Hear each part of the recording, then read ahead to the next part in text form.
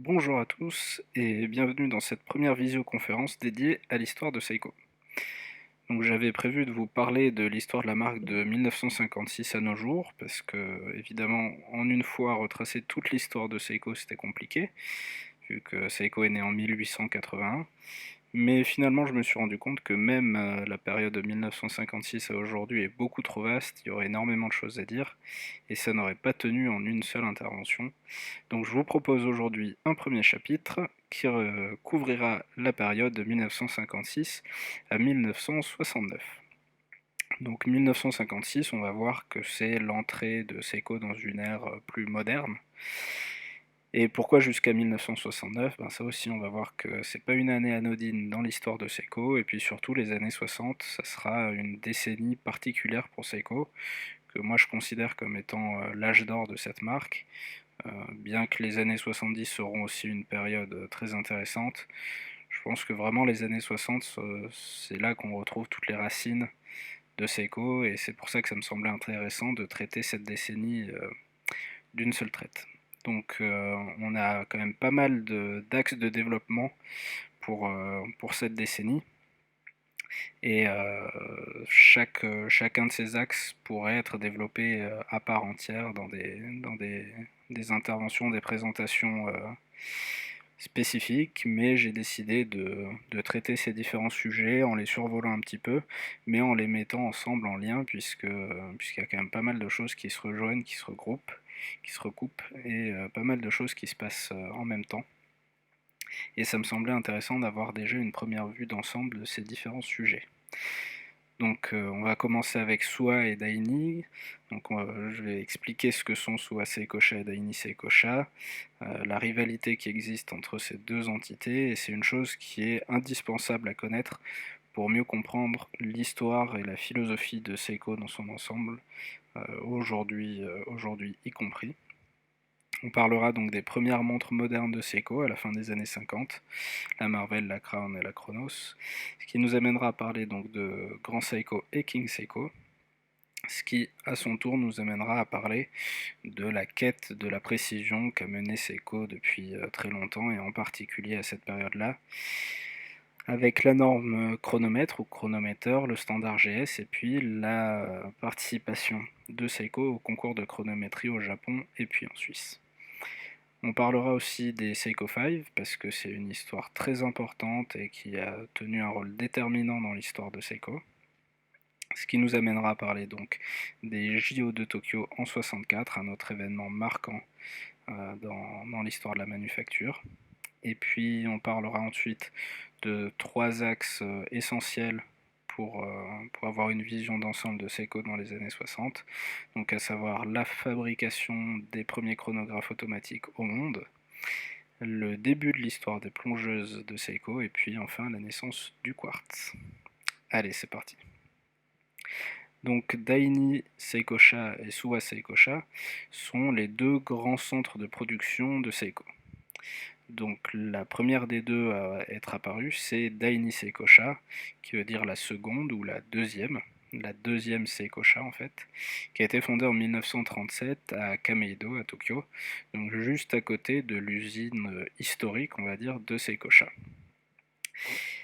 Il faut savoir que donc le fondateur de Seiko, Kintaro Hattori, est décédé en 1934, que ce sont ses deux fils qui ont repris en main l'affaire familiale, et à partir de 1937 va se réaliser un des premiers gros changements qu'ils ont mis en place au décès de leur père. C'est la séparation de la production d'une part des horloges et des réveils qui vont rester à l'usine Seikosha, l'usine traditionnelle on va dire, l'usine historique, et la fabrication des montres bracelets va être séparée, et elle sera faite donc chez Daini Seikosha, juste à côté de l'usine habituelle de Seiko, dans un quartier industriel de Tokyo.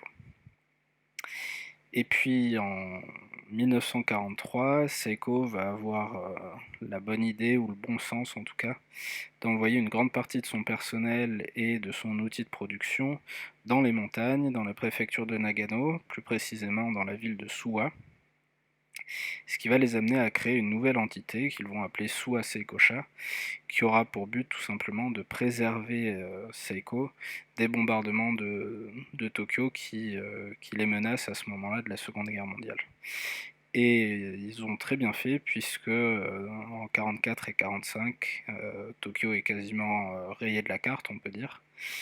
Et donc l'usine de Seikosha est complètement rasée.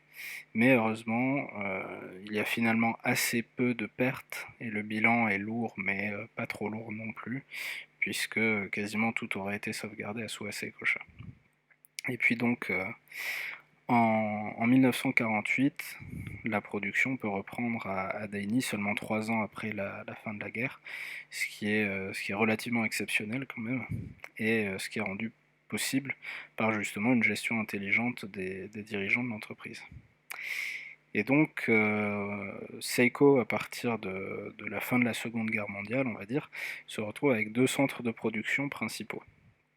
On a le centre, on va dire, historique, traditionnel, qui est celui de Daini, donc qui est resté basé à Tokyo.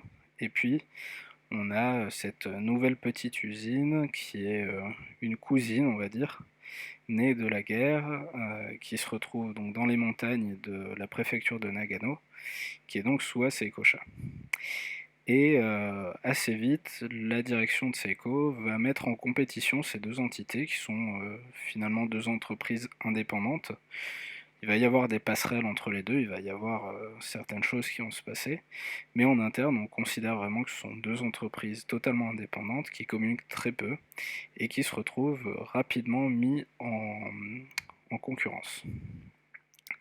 Et en même temps que cette concurrence naît entre Daini et Suwa, le gouvernement japonais se rend compte que l'exportation de montres et l'exportation de produits d'horlogerie de manière générale représente quelque chose d'important pour le Japon. Il décide d'investir dedans et pour stimuler l'esprit industriel des horlogers japonais, il crée des concours de chronométrie propres au Japon au début des années 50, dans lesquels vont participer évidemment les marques japonaises comme entre autres Seiko et Citizen, mais on va voir aussi des marques suisses principalement qui vont participer, mais qui ne participent pas au nom de la manufacture, mais qui participent au travers de revendeurs qui représentent la marque sur le territoire japonais. Et donc c'est dans ce contexte-là que naît la rivalité entre Daini et Suwa Seikosha. Donc les deux petits logos que vous voyez ici, ce sont les logos représentatifs des deux manufactures. Ce sont des logos qui vont apparaître sur les cadrans des montres, pour des raisons douanières en fait, tout simplement. Et donc ces deux logos vont devenir le symbole de chacune des manufactures, et ça permet d'identifier au premier coup d'œil qui a fabriqué quelle montre. Donc à gauche l'éclair de Daini Seikosha, et puis à droite le tourbillon, ou on pourrait dire le S de manière plus simple, mais en tout cas le tourbillon de Suwa Seikosha. Et donc dès que vous verrez une Seiko vintage, regardez le cadran, voir si ces logos apparaissent, ça vous indiquera qui a fabriqué ces montres. Donc une petite carte pour se représenter rapidement la situation géographique de ces deux centres de production, donc Daini à Tokyo et Suwa à Suwa, au milieu des montagnes, en plein centre du Japon, à l'abri des bombardements. Et donc avec ce contexte de rivalité, va naître en 1956 celle qu'on considère comme la première montre moderne de Seiko, qui s'appelle donc la Seiko Marvel. Donc la Marvel, elle est fabriquée par Suwa, un petit peu avant qu'ils se mettent à utiliser justement leur logo propre. Donc vous voyez que sur ce cadran, le logo de Suwa n'apparaît pas. Et donc la Seiko Marvel, c'est une montre extrêmement qualitative, avec pour l'époque un look beaucoup plus moderne que ce qui se faisait avant, avec un mouvement plus large aussi que ce qui se faisait avant, et donc un mouvement beaucoup plus précis. Et puis on a aussi une montre qui présente de belles finitions, avec un logo appliqué, avec de beaux index facetés, etc. Et donc cette Seiko Marvel, elle va représenter le passage de Seiko dans une ère moderne, après quelques années de difficultés suite à la Seconde Guerre mondiale. Et donc la Marvel, elle a été fabriquée dans ce contexte dont je parlais avant, des concours de chronométrie japonais. Et avec cette montre, Seiko va s'imposer de manière unanime sur le marché interne, sur le marché japonais, puisqu'ils vont exploser littéralement la concurrence dans ces concours de chronométrie, ce qui va aider cette montre, la Seiko Marvel, à devenir une montre extrêmement populaire au Japon, qui n'est pas une montre forcément bas de gamme, mais ça reste une belle montre qu'on peut s'acheter tout de même et avoir un produit de qualité, mais manufacturé entièrement au Japon. Cette Marvel, elle joue un rôle important dans l'histoire de Seiko parce que donc c'est l'entrée de Seiko dans une ère moderne, mais elle va aussi avoir énormément de descendantes, si on peut dire, et des descendantes qui vont avoir un impact assez important dans l'histoire de la marque, et c'est ce que je vous propose de voir tout de suite. Donc la première descendante dont on est obligé de parler à mon sens quand on parle de la Marvel, c'est la Giro Marvel. Donc la Giro Marvel, c'est la première montre automatique fabriquée entièrement par Seiko. Avant 1959, Seiko propose quelques modèles de montres automatiques, mais qui emboîtent des mouvements suisses. Et le mouvement de la Giro Marvel est donc basé sur le mouvement de la Marvel, mais ils ont rajouté par-dessus un système, un mécanisme qui permet de remonter la montre automatiquement. Et ce mécanisme s'appelle le Magic Lever. Et c'est important de parler du Magic Lever parce qu'il a été introduit en 1959 et il est tellement efficace dans son remontage, tellement simple dans son principe de fonctionnement, qu'encore aujourd'hui, l'immense majorité, la quasi-totalité des montres produites par Seiko, des montres automatiques, utilisent le système qu'on retrouve dans le Giro Marvel, le fameux Magic Lever. Donc ça, c'est déjà une prouesse, et c'est une prouesse qu'on doit à un ingénieur qui deviendra ensuite PDG dessous à Seikosha, un ingénieur qui s'appelle Tsuneya Nakamura. Et donc Tsuneya Nakamura, c'est déjà lui qui a créé la Marvel, c'est lui qui est à l'origine de toute la conception de la montre, c'est lui qui va développer ensuite le Magic Lever pour la Giro Marvel, et c'est lui qui va développer aussi tout un ensemble de montres très très importantes dans l'histoire de Seiko, et vous verrez que son nom va ressortir plusieurs fois dans cette présentation. Donc la Giro Marvel sortit en 1959, une montre cruciale dans l'histoire de Seiko, et une descendante directe de la Marvel. Et puis ensuite, on va avoir on pourrait dire presque une famille de montres en fait, puisqu'il y a eu tellement de modèles sur une longue durée, une longue période, ce sont les Lord Marvel. Donc à l'origine, la Lord Marvel qu'on voit à gauche de 1958, c'est une version encore plus luxueuse de la Seiko Marvel. Donc pour la plupart des modèles, on va retrouver des boîtiers plaqués or, voire des boîtiers en or massif. On va retrouver des cadrans qui sont gravés à la main. Si on faisait un zoom sur ce logo à midi, sur cette écriture Seiko Lord Marvel, on verrait qu'en fait c'est gravé à la main. Et puis la petite étoile à 8 branches qu'on voit à 6 heures sur le cadran indique que les index sont en or massif. Donc on est sur une montre qui va pas apporter grand chose de plus en termes de chronométrie, puisque le mouvement est quasiment identique au mouvement de la Marvel, mais sur tout ce qui est habillage, on est sur quelque chose de beaucoup plus luxueux. Et puis au fur et à mesure, cette gamme va évoluer jusqu'à donner la naissance en 1967 à la Lord Marvel 36000. Et la Lord Marvel 36000, comme son nom l'indique, c'est la première montre high beat de Seiko. En tout cas, c'est une montre qui bat à 36 000 alternances par heure. Et c'est la toute première fois que Seiko commercialise une montre bracelet avec un mouvement high beat à l'intérieur. Et cette technologie, on va en reparler plusieurs fois aussi dans cette présentation, deviendra une des signatures principales de Seiko encore aujourd'hui. Et puis, comme je le disais, donc la Seiko Marvel a été fabriquée par Suwa Seikosha en 1958. Et pour répondre à ce produit, 2 ans après, Daini Seikosha va proposer une rivale à la Seiko Marvel avec cette montre, donc la Seiko Chronos. qui reprend des codes esthétiques assez proches de la Marvel, et un mouvement complètement différent, hein, puisqu'on est sur une usine complètement différente, des employés qui ne communiquent pas, etc. Il y a très peu d'échanges entre les deux manufactures. Et donc la Chronos a été pensée et conçue pour battre la Seiko Marvel, tout simplement. Et la Seiko Chronos, elle aussi c'est une montre intéressante parce qu'à l'image de la Marvel, elle va avoir tout un ensemble de descendantes très importantes pour l'histoire de la marque. Et l'année suivante, c'est un petit peu un ping-pong entre Suwa et Daini. L'année suivante, en 1959, on va avoir Suwa à nouveau, donc après avoir sorti la Marvel, qui vont sortir la Crown qui est la réponse à la Chronos. Donc on a la Marvel, la Chronos qui est la réponse à la Marvel, la concurrente, et pour répondre à cette concurrente sérieuse qu'est la Chronos, Suwa va sortir la Crown.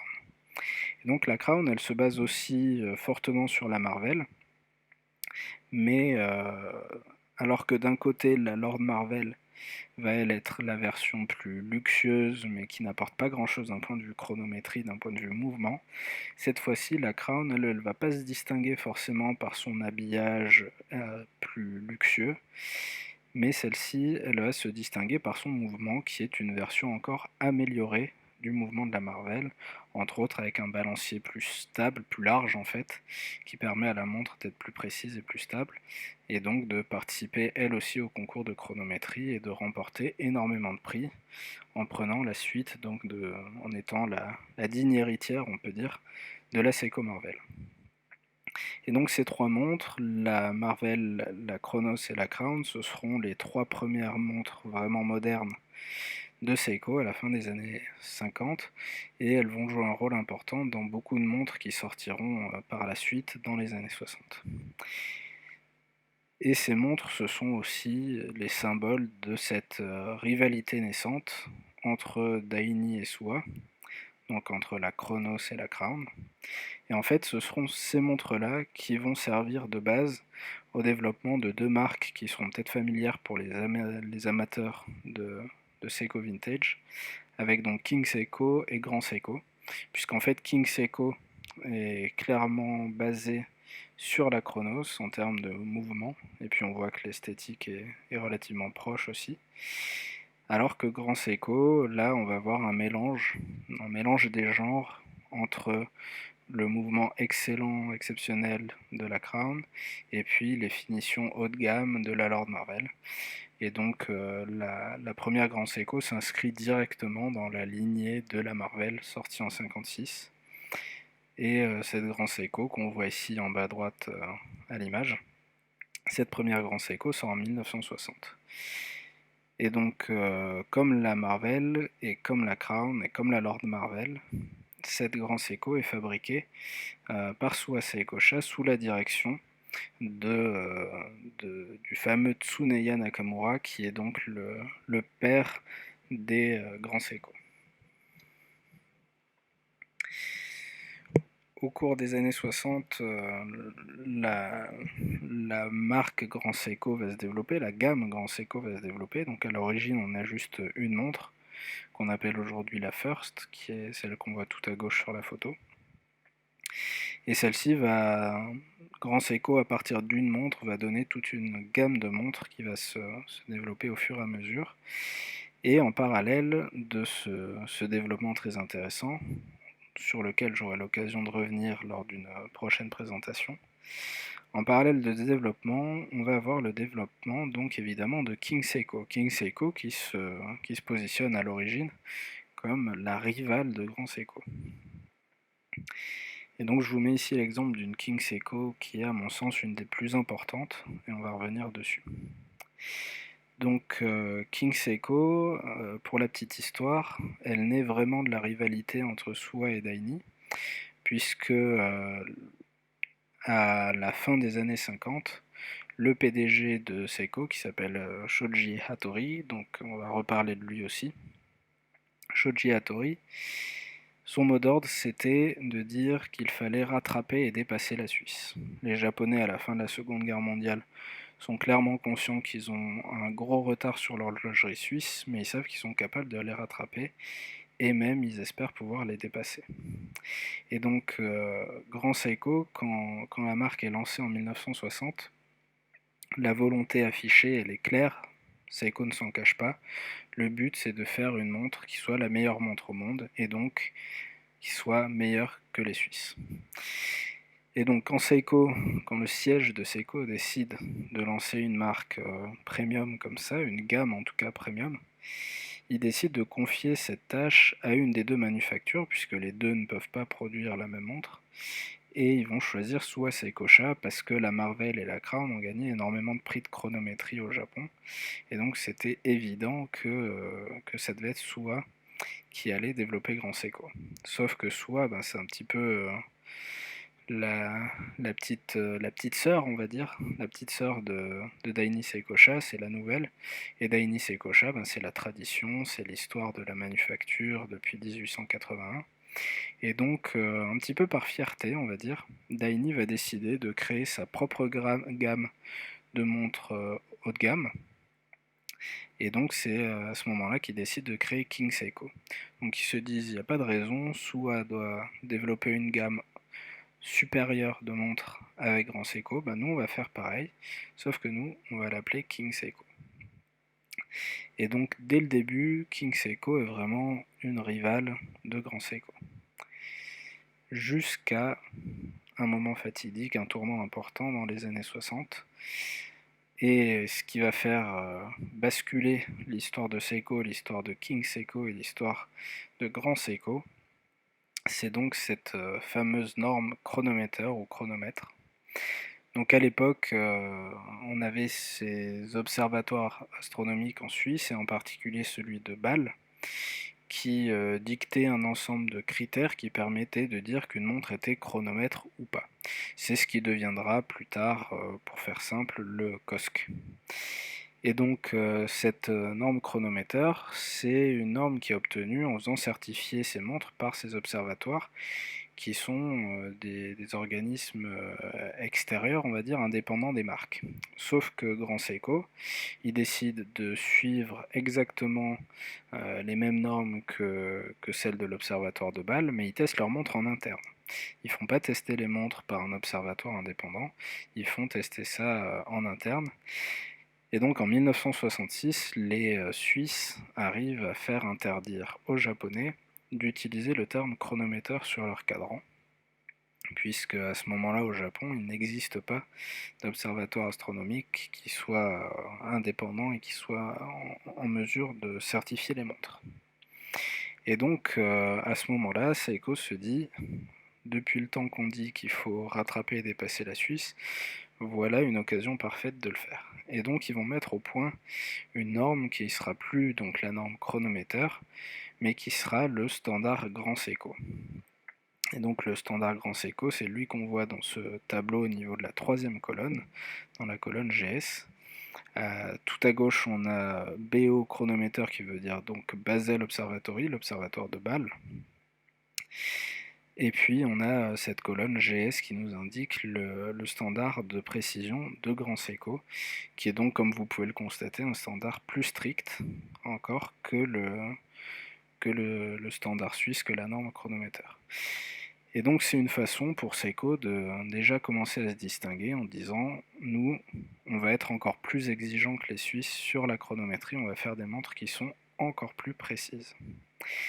Et justement, c'est cet abandon de la norme chronomètre qui va jouer un rôle important pour King Seiko et Grand Seiko, puisque maintenant que ce standard Grand Seiko existe, on décide que Grand Seiko sera placé au-dessus de King Seiko, et que King Seiko sera un grade un petit peu plus bas. Donc on voit d'autres colonnes dans ce tableau, avec la colonne observatoire astronomique, la colonne GS spéciale, la colonne GS VFA, tout ça c'est des choses sur lesquelles on reviendra un petit peu plus tard dans la présentation. Et puis tout à droite on a la colonne New GS qui correspond en fait à la norme moderne de précision du standard Grand Seiko. Donc tout ça c'est des choses sur lesquelles on aura l'occasion de revenir un petit peu plus tard. Et donc cette quête de la chronométrie et cette quête de la précision, c'est ce qui va amener Seiko à participer à des concours de chronométrie. Donc comme je l'ai dit déjà, dans les années 50, Seiko participe à des concours de chronométrie au Japon, mais très vite ils écrasent la concurrence puisqu'ils sont loin, loin, loin devant eux. Et ils décident, suite à tous ces succès, de continuer dans cette optique de rattraper et dépasser la Suisse, et donc de se rendre en Suisse pour participer au concours de chronométrie. Ils vont former des équipes, donc là on voit une partie de cette équipe dédiée à la conception et au réglage des mouvements, spécialement pour les concours de chronométrie. Et cette équipe va rentrer en compétition pour la première fois à l'Observatoire de Neuchâtel en 1964.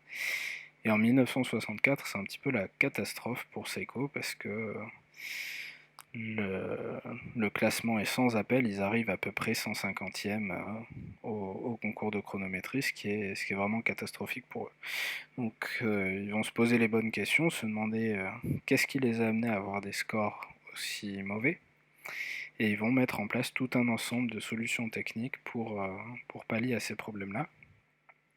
Et à partir de déjà 1967, on voit que les efforts portent leurs fruits, puisque Daini Seikosha et Suwa Seikosha arrivent à se hisser au deuxième et troisième rang de la compétition, juste entre Omega et Longines, qui étaient un petit peu les deux indéboulonnables, on pourrait dire, de ces concours de chronométrie. Donc déjà en 1967, les résultats sont très encourageants pour Seiko, avec ces deux manufactures qui se placent sur le podium et qui commencent à titiller sérieusement les plus grands noms suisses. Et puis en 1968, le concours de Neuchâtel est annulé, tout simplement. En fait, ils commencent à tester les montres et, sans qu'on ait une vraie explication, en cours de route, ils décident de ne pas publier les résultats et d'annuler le concours pour cette année. Mais par contre, ils disent on annule le concours, mais vous pouvez tout à fait nous envoyer des mouvements qu'on va tester et qu'on va pouvoir certifier chronomètre, certifié par l'Observatoire astronomique.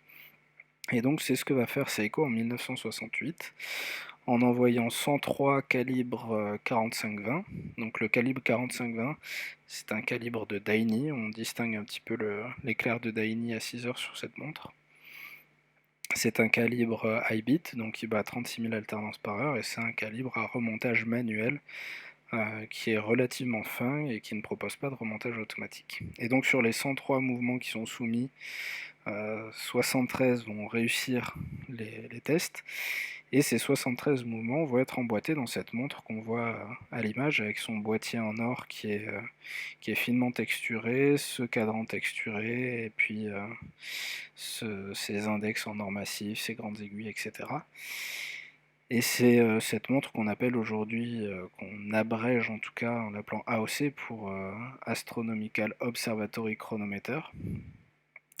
Et donc on voit avec le petit tableau à droite que les années suivantes, Seiko va continuer à faire certifier ces mouvements pour produire quelques montres exceptionnelles qui représentent l'excellence du savoir-faire et le début de cette rivalité entre les Suisses et les Japonais. Et donc, comme cette année-là, le concours de Neuchâtel est totalement annulé, les équipes de Seiko décident de participer au concours de Genève. Et là, les choses se passent plutôt bien, puisque, en fait, les 3 premières places sur le podium pour les mouvements de montre-bracelet sont obtenues non pas par Seiko, mais par un consortium horloger qui présente les prototypes du mouvement Beta 21, donc qui sera le premier mouvement à quartz suisse. Et les places 4 à 10 sont toutes remportées par Suwa Seikosha, avec ces deux calibres qu'on voit à droite. Et non seulement il remporte les places 4 à 10, mais en plus il pulvérise tous les records jamais détenus par une manufacture suisse, avec des scores de précision absolument hallucinants. Et ils explosent même les records de l'Observatoire de Neuchâtel, ce qui semblerait être une des raisons pour lesquelles le concours de Neuchâtel aurait été annulé en 1968. Et donc là, c'est la première fois, on peut le dire, que les Japonais ont réussi à rattraper et dépasser la Suisse, puisqu'ils proposent tout simplement les calibres de montres-bracelets les plus précis qui n'ont jamais été présentés dans toute l'histoire des concours de chronométrie de toute la Suisse. Et cette victoire, c'est pas rien, au point que les Suisses se rendent compte de la menace que représente Seiko. Et à partir de l'année suivante, les règles vont changer pour les concours de chronométrie en Suisse, et on va interdire à toutes les manufactures hors de l'Europe de participer à ces concours. Sachant qu'en fait, il n'existait que 2 manufactures externes à l'Europe qui participaient au concours de Genève et Neuchâtel, et évidemment, c'était Suwa Seikosha et Daini Seikosha. Donc, on peut le dire clairement, les règles des concours de chronométrie de Genève et Neuchâtel ont changé leurs règles pour interdire l'accès à la compétition à Seiko. Et donc c'est pas rien ça dans l'histoire de Seiko. Alors ces arguments-là vont pas être forcément utilisés d'un point de vue commercial par Seiko, parce que tout simplement, à mon avis, ils sont pas arrivés premiers déjà. C'est Omega c'est le CEH qui est arrivé, donc un consortium horloger qui a présenté un mouvement quartz qui est arrivé premier. Et puis finalement, ces participations au concours, c'est une fierté en interne, c'est un résultat très encourageant, et c'est une occasion surtout pour Seiko de développer son savoir-faire en termes de conception de mouvement et en termes de réglage de mouvement. Et grâce à ces années de développement, Seiko va sortir l'année suivante les fameuses grands Seiko VFA. Donc VFA, je l'ai évoqué tout à l'heure avec le petit tableau sur le standard GS. VFA, c'est une norme propre à Grand Seiko qui veut dire Very Fine Adjusted, donc dans un anglais japonisé, donc montre très finement ajustée. Et ce sont des montres qui sont données pour une précision journalière de -2 plus 2 secondes, ce qui est absolument exceptionnel, puisque pour remettre ce chiffre en perspective, c'est quelque chose qui sera proposé que très récemment par Rolex, à une échelle industrielle, donc ce qui est assez différent, puisque là on est sur quelque chose d'un petit peu plus artisanal, on va dire, à cette époque-là.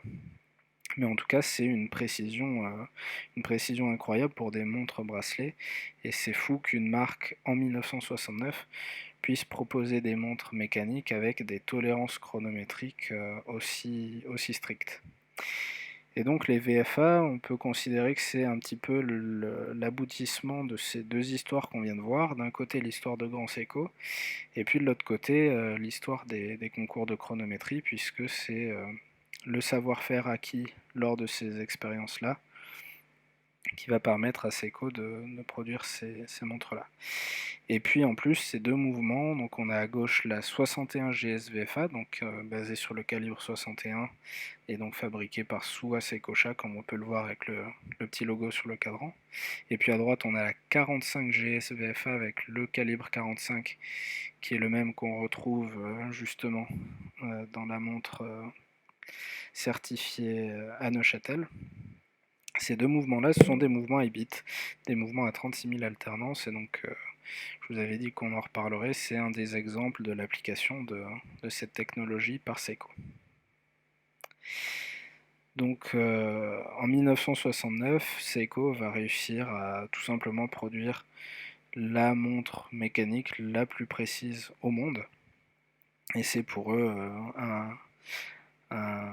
un jalon dans leur histoire extrêmement important. Et puis, j'ai trouvé ça intéressant d'enchaîner, après Grand Seiko et les normes chronométriques et le standard GS, de parler des Seiko 5.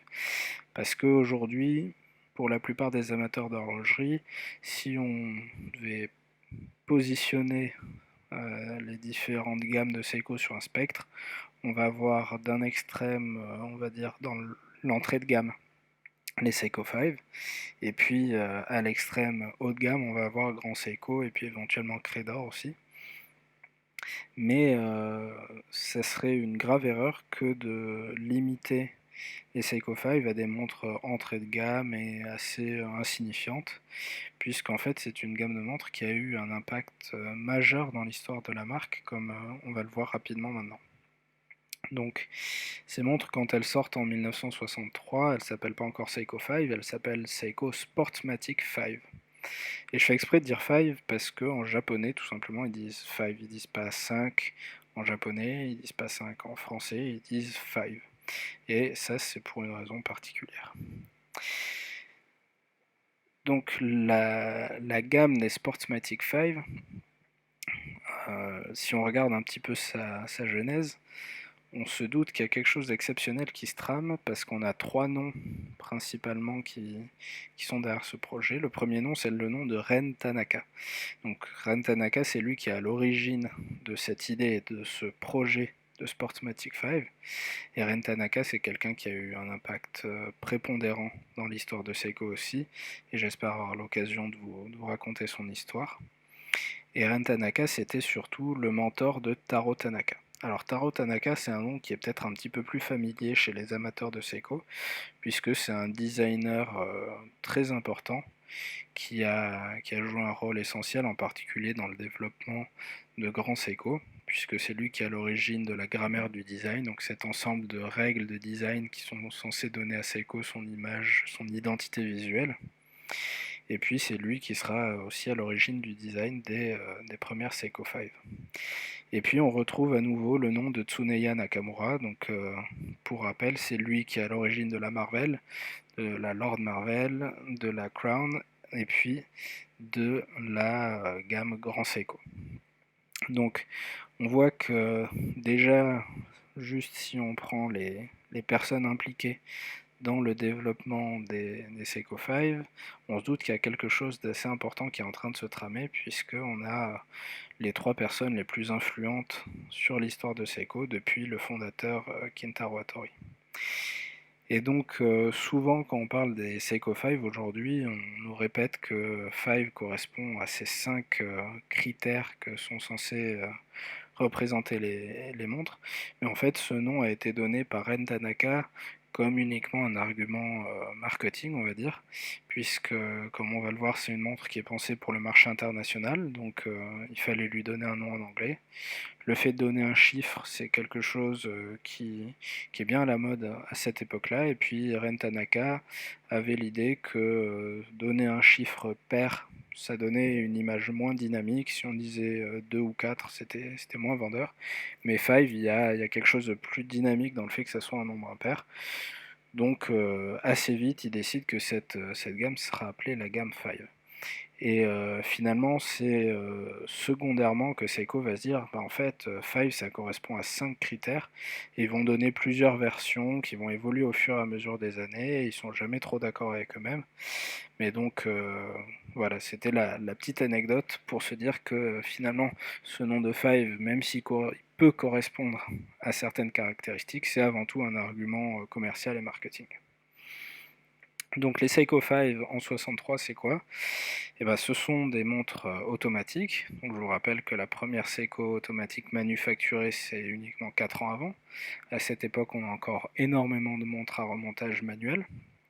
Donc avoir une montre à remontage automatique, c'est quelque chose de plutôt qualitatif.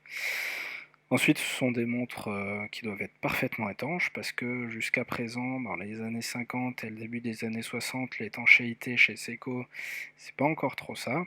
C'est aussi un sujet sur lequel on pourrait revenir plus tard et qui a été résolu grâce au design de Taro Tanaka.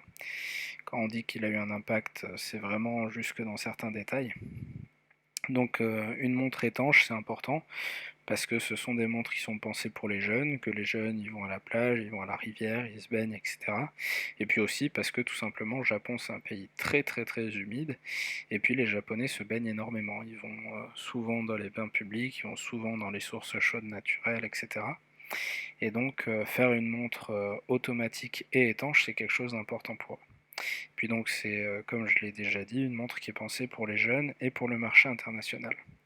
Et puis, il y a une caractéristique sur ces Seiko 5 qu'on ne retrouvait pas avant, qui n'existait pas chez Seiko et qui n'existait en fait nulle part ailleurs, c'est le fait de proposer un guichet unique pour le jour et la date. Alors aujourd'hui, ça peut sembler être quelque chose de totalement anecdotique, mais en fait, ça aussi, c'est une idée très intéressante de Taro Tanaka. En fait, il faut savoir qu'après la Seconde Guerre mondiale, Seiko met énormément d'efforts dans le fait de développer des mouvements avec une seconde centrale. C'est-à-dire que ce design avec une petite seconde à 6 heures, dans les années 50, c'est considéré comme quelque chose d'avant-guerre, quelque chose de pas très moderne. Et en plus, le fait d'avoir les heures, les minutes et les secondes sur le même axe, ça permet de lire l'heure d'un seul coup d'œil. C'est beaucoup plus simple, c'est beaucoup plus intuitif, beaucoup plus instinctif. Et donc Taro Tanaka se dit, mais si on lit les heures, les minutes et les secondes d'un coup d'œil, il faudrait que ça soit pareil pour le jour et la date. Ce sont deux informations qui vont ensemble. Et à cette période-là, on ne propose jamais le jour et la date dans un même guichet. On va avoir des montres comme par exemple la plus connue, la Rolex Day-Date, qui va avoir le jour à midi et puis la date à 3 heures. On va voir Seiko par exemple qui propose certaines montres avec le jour, lui, qui est à 6 heures. Mais personne à cette période-là ne propose un guichet unique avec à la fois le jour et la date. Et donc ça va devenir une des signatures des Seiko 5 qu'on retrouve encore aujourd'hui. Et puis de manière plus générale, ça va devenir une signature pour Seiko, ce grand guichet unique pour le jour et la date. Et puis donc, comme je l'ai déjà dit en introduction, l'année suivante, juste après la sortie des Seiko 5, on va avoir les JO de 1964 à Tokyo. Et ça va être l'occasion pour Seiko de vendre énormément de Sportsmatic 5. La gamme Sportsmatic 5 va devenir un succès énorme aussi bien au Japon qu'à l'international. Et donc c'était finement joué et finement pensé par Ren Tanaka de sortir ce produit juste avant les JO, puisque cet événement va être l'occasion pour Seiko de se faire connaître à travers cette gamme des Sportsmatic 5. Et puis donc évidemment la gamme 5, c'est une gamme qui va évoluer au fur et à mesure des années, c'est une gamme qui existe encore aujourd'hui évidemment. C'est un des grands symboles de la marque.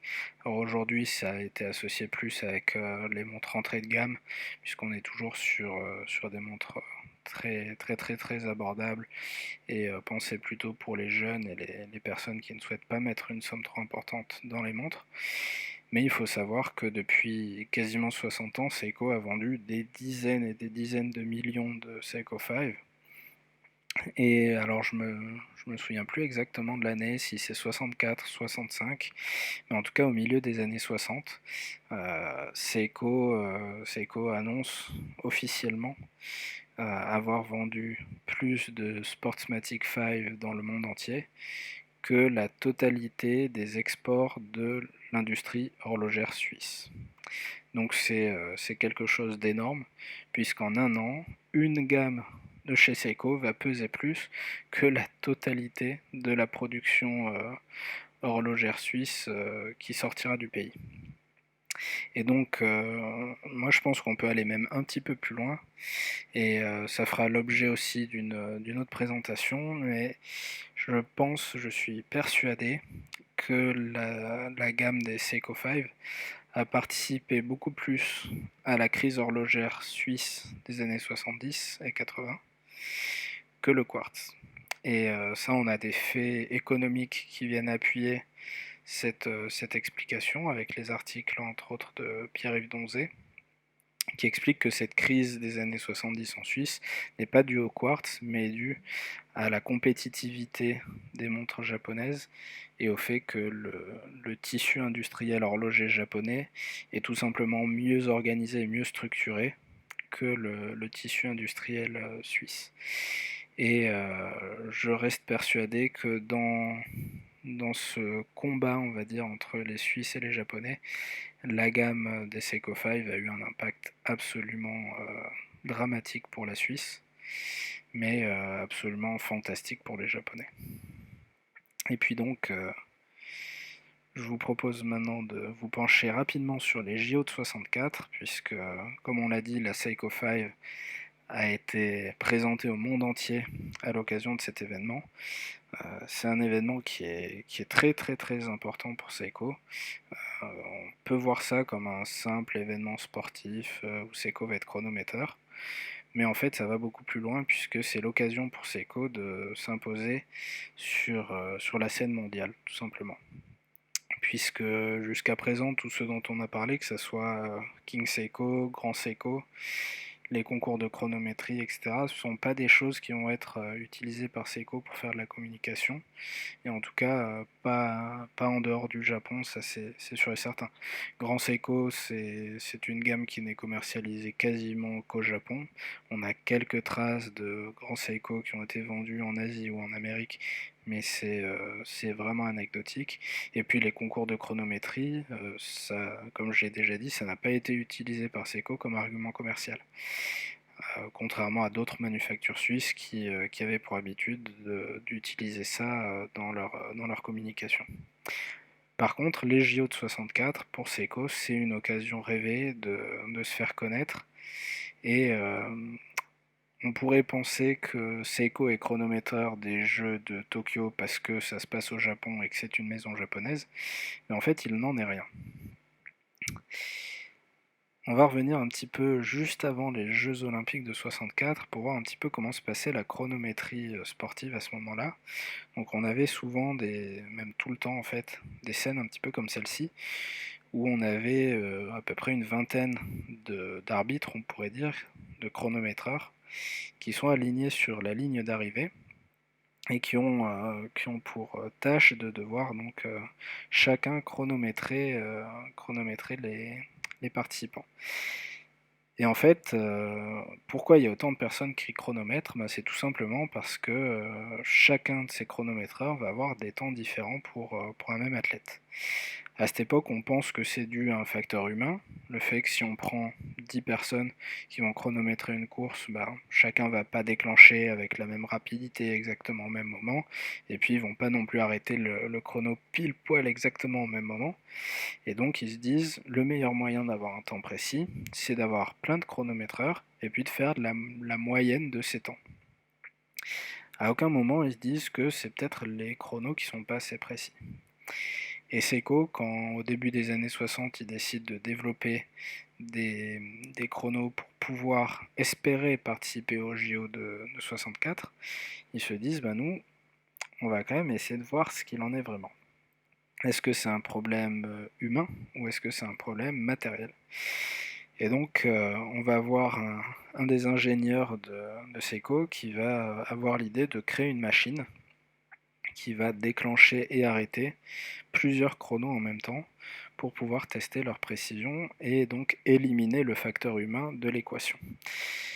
Et donc ce qu'ils font, c'est qu'ils prennent des chronos Oméga, et c'est vrai que le nom d'Oméga revient un petit peu souvent à cette époque-là, puisque c'était une des meilleures manufactures, et donc pour Seiko c'était un modèle dont ils s'inspiraient beaucoup. Donc ils vont acheter des chronos Oméga qui sont utilisés d'habitude pour la chronométrie sportive.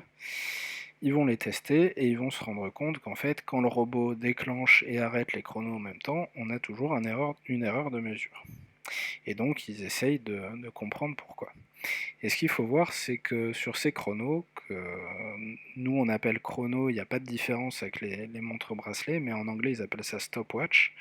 Et c'est assez différent d'un chrono typique dans le sens où là on n'a pas un mouvement qui tourne pour donner l'heure et par-dessus une fonction chronomètre, mais c'est une montre qu'on va vraiment lancer ou arrêter entièrement quand on lance ou qu'on arrête le chrono. C'est-à-dire qu'on va vraiment arrêter le système d'échappement, le balancier et le spiral, quand on arrête la montre.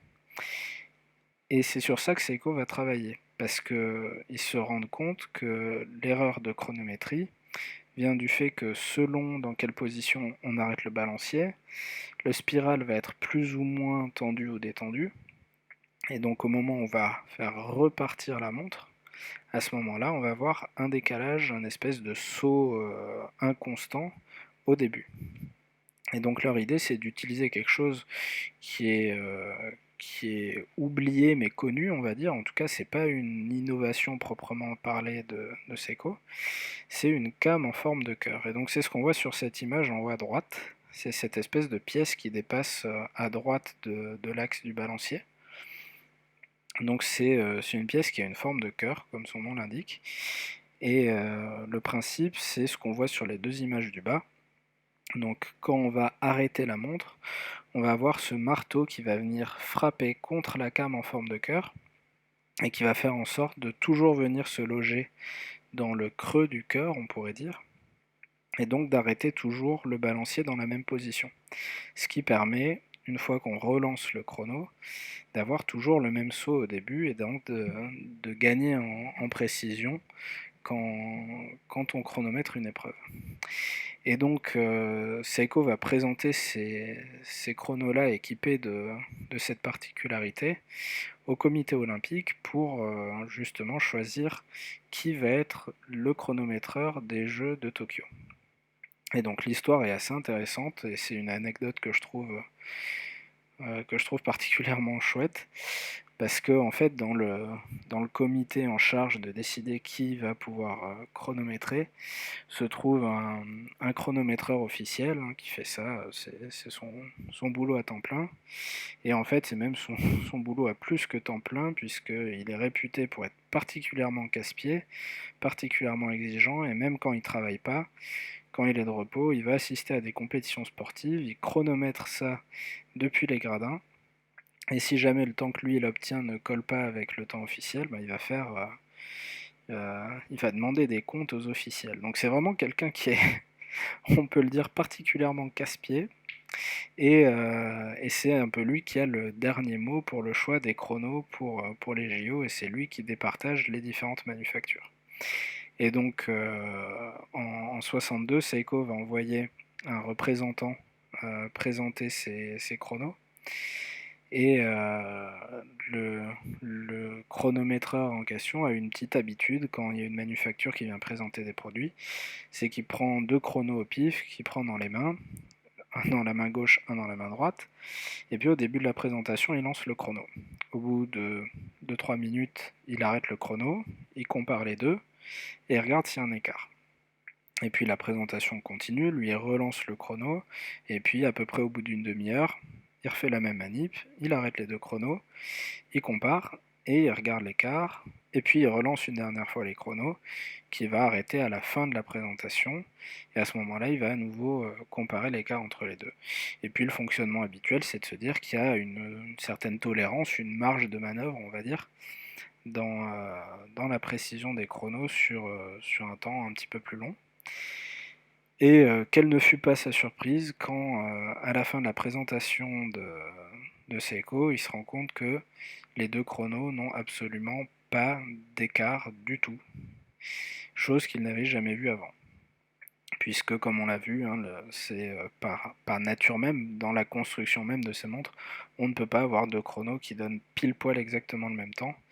Et donc là, il est estomaqué, il dit que c'est la première fois qu'il voit ça, et c'est lui qui décidera de donner la chronométrie des Jeux de Tokyo à Seiko, non pas parce que c'est une maison japonaise, mais tout simplement parce que c'est les meilleurs chronos qu'il a jamais vus et qu'il a jamais eu entre les mains. Et donc c'est grâce à cette supériorité technique que Seiko obtient le titre de chronométreur officiel des JO de 64. Et donc ils vont proposer tout un ensemble de montres, on en voit quelques-unes ici, quelques-uns de ces chronos dédiés à la chronométrie des épreuves sportives. Donc le chrono que je montrais juste avant ici, c'est écrit en petit sur le bas du cadran, c'est un chrono au dixième de seconde, donc ça veut dire que c'est un échappement à 36 000 alternances par heure, donc c'est du high beat aussi. Une autre spécialité de Seiko et une autre façon de l'exploiter. Et puis ici sur la 8e photo, donc sur la 3e rangée, la deuxième image, on a un chrono qui lui est un chrono au centième de seconde, donc c'est-à-dire un chrono qui bat à 360 000 alternances par heure, ce qui est quelque chose d'absolument exceptionnel. Et donc Seiko va proposer des montres mécaniques excellentes, les meilleures disponibles sur le marché à ce moment-là, mais ils vont aussi proposer des chronos à quartz, et c'est ce qu'on voit sur cette image tout en bas à droite, avec le premier chronographe sportif à quartz. Et c'est lui qu'on voit aussi sur cette photo en haut à gauche. On en a deux et puis on voit d'autres instruments de mesure. Et ça a été un autre argument en fait pour Seiko, c'est que il proposait en exclusivité l'utilisation du quartz dans la chronométrie des épreuves sportives, ce qui était absolument exceptionnel et ce qui était tout simplement une première dans l'histoire de la chronométrie sportive. Donc on a un autre exemple en bas à gauche. Et puis en haut à droite, on a cette espèce d'énorme d'énorme engin avec écrit Seiko. C'est tout simplement leur première imprimante qui permet, une fois que l'épreuve a été chronométrée, d'imprimer les résultats. Et ça aussi, ça va être important dans l'histoire de Seiko, puisque c'est cette imprimante qui va donner la naissance à Epson, puisque en fait Epson est une branche de Seiko. Et donc c'est une autre des avancées de Seiko pour les JO de 1964. Et puis l'autre chose qu'ils vont proposer au comité olympique pour les JO, c'est ces écrans géants qu'on voit ici, avec d'ailleurs une citation de Pierre de Coubertin. Et, euh, et ça aussi, ce sont des solutions techniques déployées par Seiko qui sont absolument exceptionnelles et qui ont participé à leur succès international dans la chronométrie des JO de Tokyo. Et puis donc, en plus des produits technologiques, en plus des montres mécaniques pour la chronométrie sportive, Seiko va sortir aussi des chronos à ce moment-là, qui seront en fait leurs premiers chronos format montre-bracelet. Et donc, ce sont ces chronos qu'on appelle les Crown chronographes. Et donc, Crown, c'est pas un hasard, puisque en fait, tout simplement, le mouvement sur lequel a été rajouté le chrono, la base qui est utilisée en fait pour fabriquer ces chronos, c'est le mouvement de la Crown dont on a parlé tout à l'heure. Et donc, on a à gauche un chrono, le 5719, qui existe aussi en version date, le 5717. Et puis à droite, on a le fameux Count Graph référence 5718, qui est un des Graals des Seiko Vintage. Donc c'est une montre qui était proposée sur le village olympique ou alors qui était offerte à quelques officiels des JO de 64. Et c'est un chrono avec un compte tours à midi qui permet de compter jusqu'à 99 tours, mais en plus, ça permet de servir aussi de grande date, puisque là par exemple on voit que c'est le 23, si la montre continue à tourner, une fois arrivé à minuit, le 23 va passer à 24. Donc c'est une montre qui est super intéressante, que je trouve assez élégante, avec un design assez intéressant. Et puis c'est une montre extrêmement rare et extrêmement intéressante dans l'histoire des chronos de Seiko. Et donc ces chronos, comme on l'a dit, c'est les tout premiers chronos montre-bracelet que Seiko va produire. Et puis quelques années plus tard, Seiko va sortir le premier chronographe automatique au monde. Donc on a l'habitude d'entendre parler de Zenith avec le fameux El Primero. On a l'habitude d'entendre parler de Breitling, Heuer et Hamilton qui eux aussi prétendent avoir produit le premier chrono automatique au monde. Mais en fait, il s'avère que c'est Seiko. Donc l'année dernière, j'ai eu le plaisir de filer un petit coup de main à un auteur japonais, Ryugo Sadao, qui a écrit un livre sur les Seiko 5 Sports, donc, qui sont une gamme à part dans les Seiko 5, Seiko 5. Et l'idée du coup de main que je lui ai passé, c'était d'essayer de savoir pour les manufactures suisses qui est arrivé en premier dans la commercialisation de ces montres et à quelle date surtout ces montres ont été commercialisées. Donc si on fait un petit récap, en fait au mois de janvier 69, on a Zenith qui fait une énorme conférence de presse en direct à la fois à Genève, à New York et à Hong Kong, et qui annonce qu'ils ont fabriqué le premier chrono automatique au monde. d'où le nom El Primero. Et puis pendant ce temps, Heuer, il râle un petit peu parce que Zenith, alors qu'ils ont 3 protos à peu près fonctionnels, Heuer, ils sont déjà en train d'en fabriquer beaucoup plus et de préparer la commercialisation. Et finalement, Heuer, Breitling et Hamilton vont présenter leur version à eux du premier chrono automatique au monde au mois d'avril, avril 69, pour la foire de Bâle, pour Baselworld. Et puis donc, on estime, en tout cas les dates sur lesquelles pour l'instant tout le monde s'accorde, c'est que Zenith, les traces qu'on retrouve de leur première commercialisation du El Primero, ça serait début août 69. Il semblerait que entre Heuer, Breitling et Hamilton, ce soit Breitling les premiers à avoir commercialisé des chronos au mois de juin 1969. Donc déjà, on est sûr que c'est pas Zenith. Et puis le travail de recherche qu'a fait l'auteur japonais dont je vous parlais, ça a été de fouiller dans les archives de Seiko pour essayer de savoir quand est-ce que eux ont produit et commercialisé leurs chronos.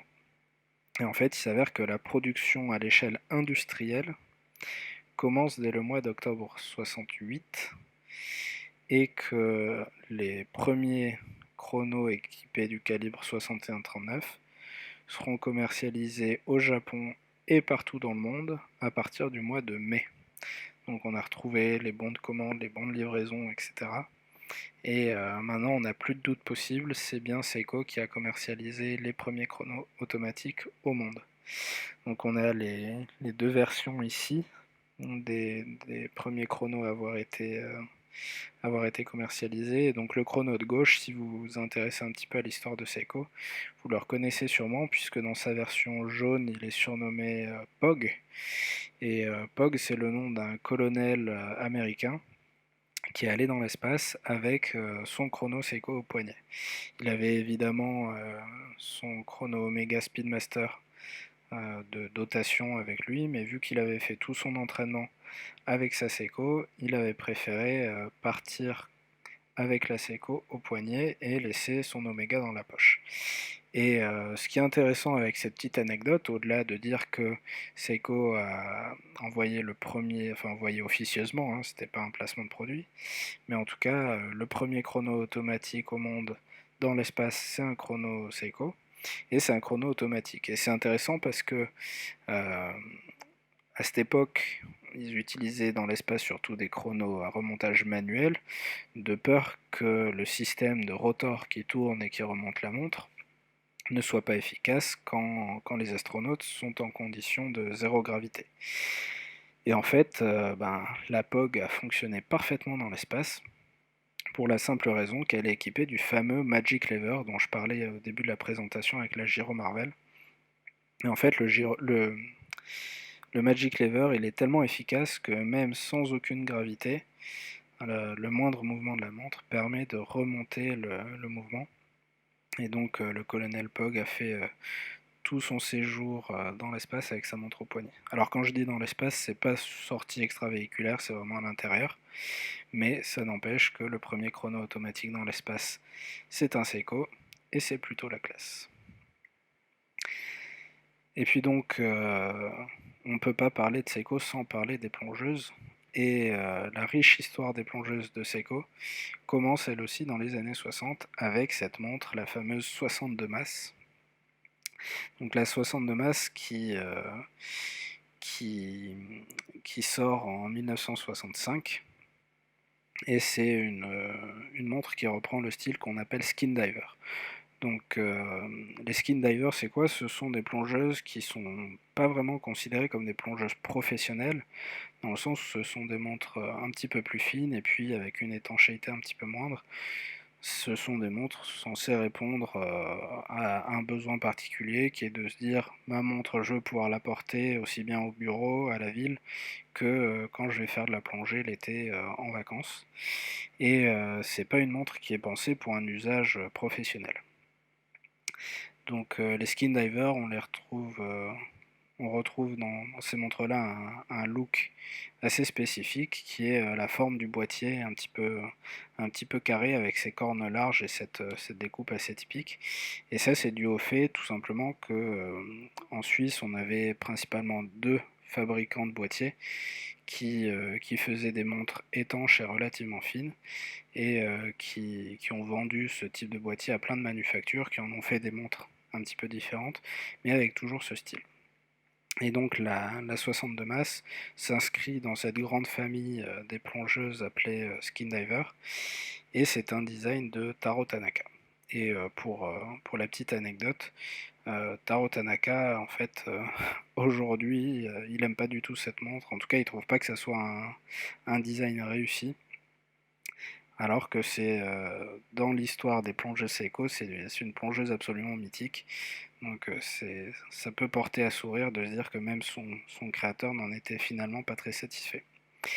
Et donc la 62 masse, elle est importante parce que c'est la première plongeuse, mais c'est aussi l'ancêtre commun de toutes les plongeuses Seiko. Parce qu'à partir d'elle, va se développer à la fois une gamme professionnelle, c'est ce qu'on va voir, et puis aussi une gamme de montres plus pour un usage récréatif, on va dire des montres grand public.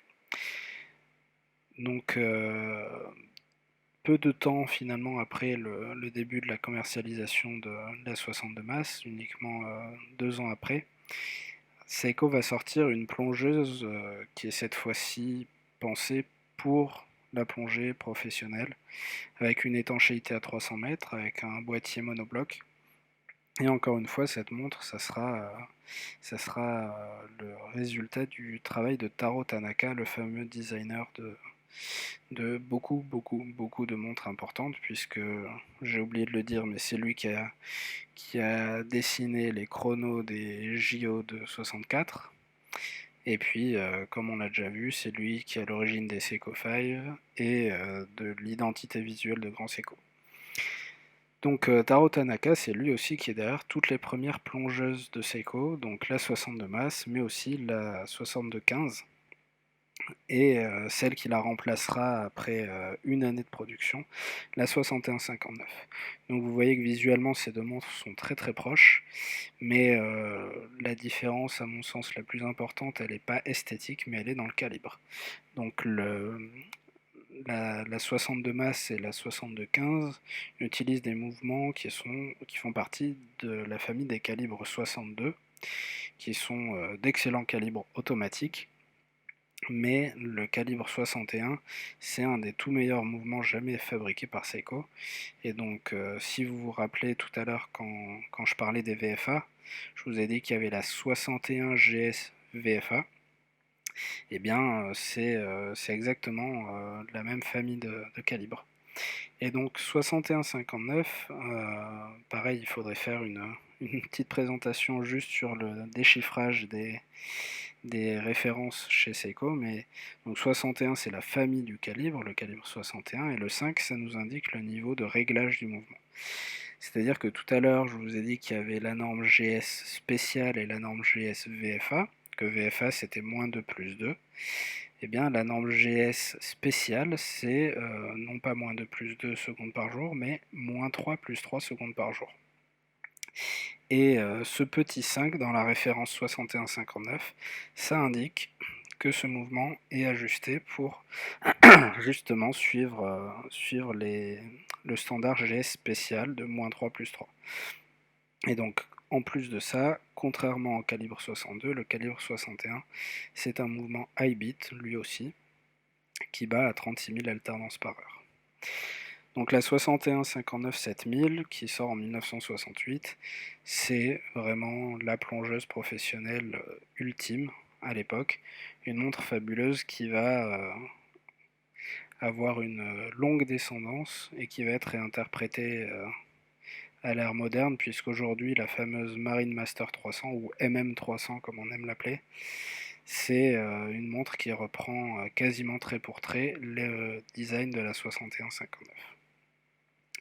Donc les premières plongeuses professionnelles de Seiko, ce sont ces deux modèles-là, qui ont été aussi créés tous deux par Taro Tanaka.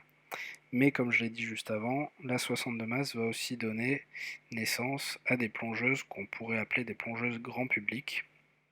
Alors, quand je dis grand public, c'est pas du tout péjoratif par rapport aux professionnels, puisque la plupart de ces montres vont devenir des montres de dotation.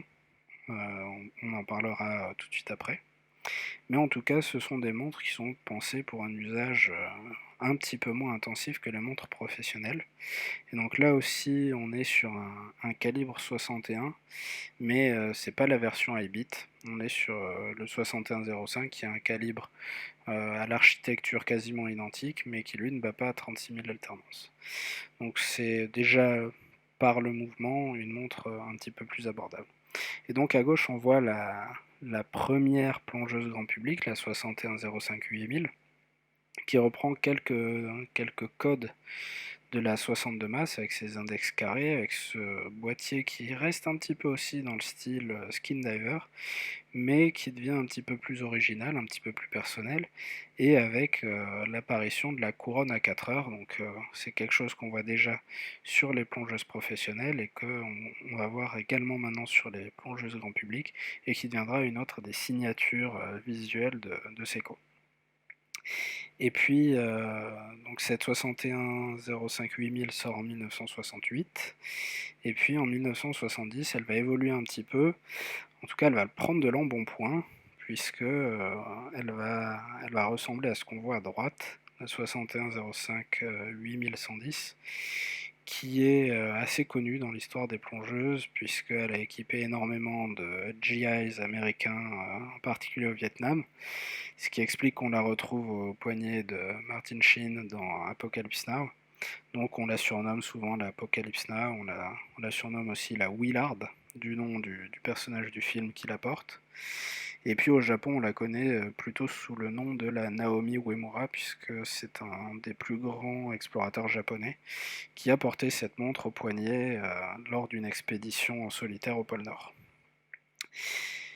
Et donc cette famille de plongeuses grand public de la fin des années 60, c'est elle qui va donner naissance plus tard à la fameuse Turtle, et qui sera en ligne directe avec ce qui deviendra aussi la fameuse SKX 007 ou la SKX 009, qui sont des descendants directs de ces montres-là, et donc aussi des descendants directs de la 62 masse. Et ces montres-là, les 6105, que ce soit la 8000 ou la 8110, ce sont également des designs de Taro Tanaka. Donc décidément, ce Taro Tanaka, il était partout. Et puis donc la dernière chose sur laquelle je vais revenir aujourd'hui, c'est cette montre absolument exceptionnelle qui sort le 25 décembre 1969, la Seiko Quartz Astron, qui sera tout simplement la première montre bracelet à quartz jamais commercialisée au monde. Et donc cette montre a marqué un tournant essentiel dans l'histoire de Seiko et même dans l'histoire de l'horlogerie de manière générale. C'est à mon sens une des montres les plus importantes, si ce n'est la montre la plus importante de l'histoire moderne de l'horlogerie. Et à l'époque, c'était une montre absolument fantastique, qui coûtait extrêmement cher, comme vous pouvez vous en douter. Alors on pourrait se dire qu'elle coûte cher parce qu'elle a un boîtier en or absolument énorme, avec ces décorations faites à la main, etc. Mais elle coûte cher surtout pour son mouvement à quartz, qui est entièrement fait à la main. À cette époque-là, même les cristaux de quartz en forme de diapason étaient taillés à la main et soudés et assemblés à la main. Et en fait, quand elle sort le 25 décembre 69, elle coûte le prix d'une berline. Donc souvent on dit le prix d'une Toyota Corolla. Et cette montre qui sort à fin 69 va marquer une nouvelle ère pour Seiko, puisque même Seiko va être énormément impacté par la sortie de cette montre et par l'arrivée sur le marché du quartz. Et cette histoire, ce sera évidemment une histoire que je vous raconterai à une autre occasion. Voilà, j'espère que ce premier chapitre sur l'histoire de Seiko vous a intéressé. Si vous avez des questions, n'hésitez pas à les poster dans les commentaires. Et je vous donne rendez-vous très bientôt pour le deuxième chapitre de l'histoire de Seiko. Merci.